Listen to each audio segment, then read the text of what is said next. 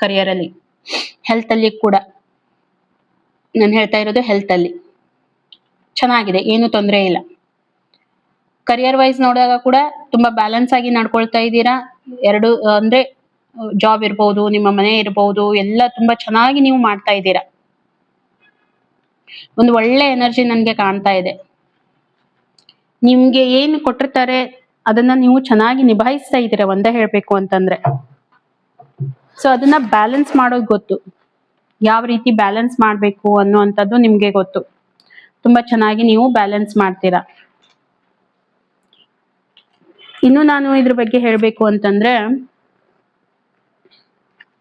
ಎಷ್ಟೇ ನಿಮ್ಗೆ ತೊಂದರೆ ಅಂತ ಅನ್ಸಿದ್ರು ಕೂಡ ಆ ಅದನ್ನ ಹೇಗೆ ತಗೋಬೇಕು, ಯಾವ ರೀತಿ ಥಿಂಕ್ ಮಾಡ್ಬೇಕು ಅನ್ನೋವಂಥದ್ದು ಎಲ್ಲ ನೀವು ಮೊದಲೇ ಪ್ಲಾನಿಂಗ್ಸ್ ಮಾಡ್ಕೊಳ್ತೀರಾ.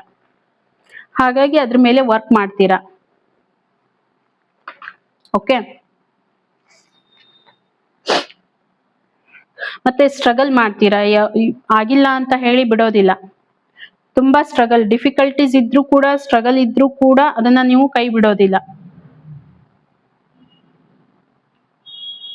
ಸ್ವಲ್ಪ ಎಲ್ಲೋ ನಿಮ್ಗೆ ಅನ್ಸುತ್ತೆ ಏನಂತಂದ್ರೆ ಸ್ಟ್ರಗಲ್ ಇದೆ ಅಂತ ಅನ್ಸುತ್ತೆ ಕರಿಯರ್ ಅಲ್ಲಿ, ಬಟ್ ನೀವ್ ಅದನ್ನ ಪಾಸಿಟಿವ್ ಆಗಿ ತಗೊಳ್ತೀರಾ. ನೆಕ್ಸ್ಟ್ 48 ಅವರ್ಸ್ಗೆ ನಾನು ಹೇಳ್ತಾ ಇರುವಂತದ್ದು, ನಿಮ್ಗೆ ಒಂದು ಪ್ರೈಡ್ ಇರುತ್ತೆ ಇದ್ರ ಮೇಲೆ. ಯಾಕಂತಂದ್ರೆ ಆ ಚಾಲೆಂಜ್ ಅನ್ನ ತಗೊಂಡು ನೀವು ಅದನ್ನ ಕಂಪ್ಲೀಟ್ ಮಾಡ್ತೀರಾ.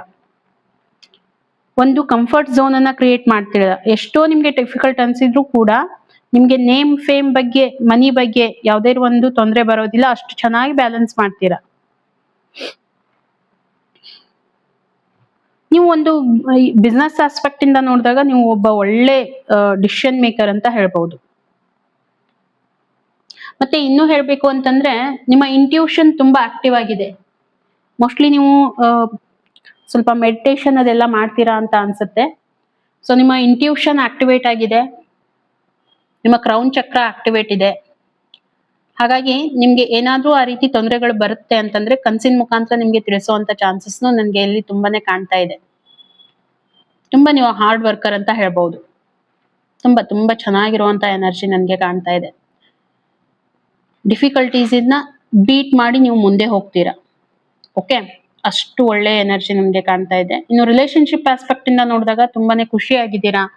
ನಿಮ್ಗೆ ಒಂದು ಸ್ಯಾಟಿಸ್ಫ್ಯಾಕ್ಷನ್ ಇದೆ ಈ ಒಂದು ರಿಲೇಶನ್ಶಿಪ್ ಅಲ್ಲಿ. ಓಕೆ, ಅಲ್ಲಿನೂ ಕೂಡ ನನ್ಗೆ ಏನು ತೊಂದರೆಗಳು ಕಾಣ್ತಾ ಇಲ್ಲ. ನಿಮ್ಗೆ ನಿಮ್ಮ ಒಂದು ರಿಲೇಶನ್ಶಿಪ್ ಮೇಲೆ ತುಂಬಾನೇ ಪ್ರೈಡ್ ಇದೆ. ಎಲ್ಲಾನು ನೀವು ಬ್ಯಾಲೆನ್ಸ್ ಮಾಡ್ತಾ, ಹೋಲ್ಡ್ ಮಾಡ್ತಾ